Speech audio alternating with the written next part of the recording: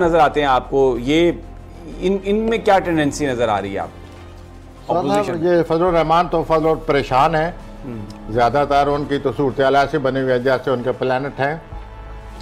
जो मरियम नवाज़ है, उनके जो एक सितारा है वो वालद से टकरा रहा है, वो बात सामने लाएं ना लाएं, प्लानट ऐसे लगे हुए हैं कि वालद से उनका इख्तलाफ है, या वालद साहब जो है मरियम की जो पॉलिसी है उसको शायद उनको समझाने की कोशिश करें, लेकिन बीच में कोई चीज़ आई हुई है, कोई स्मूथ मसला नहीं है उनका। वो भी इस किस्म की आपने इन हालात के गिला उसमें आई हुई हैं।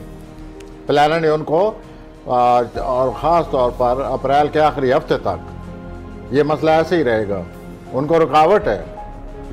जैसे मैं पहले का 5-6 हफ्ते से कह रहा हूँ कि ये रुकावट आएगी, तो वो भी मसला वो स्लो हो चुकी हैं।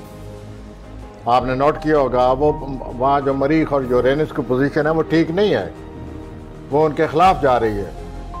इससे मतलब ये होता है जब ये ऐसे प्लान आ जाएँ तो आदमी आगे नहीं चल सकता, इनिशिएटिव लेगा तो रुकावट आ जाएगी, या जैसे चला आ रहा है आगे चलकर रुकावट आ जाएगी और वो आगे नहीं बढ़ सकेगा।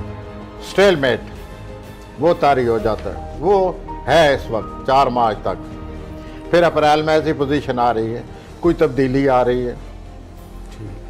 अच्छा, फरवरी के आखिरी हफ्ते में भी कुछ न कुछ।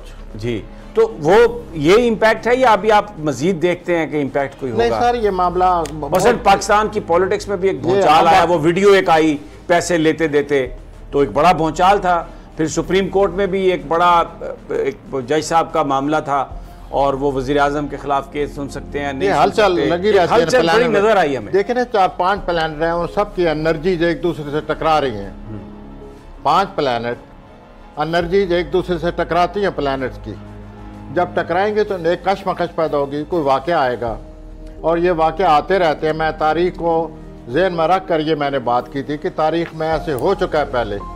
तो जब तारीख़ में प्लानट के हकट से जो वाक़यात रूनुमा होते रहे हैं, मैंने उनको मद्देनज़र रखते हुए आपसे कहा था कि अब फिर ये 5-6 प्लानट का इकट्ठा होना इस बात की निशानदेही हो रही है कि मुमकिन है कोई और वाक़या पेश आ जाए।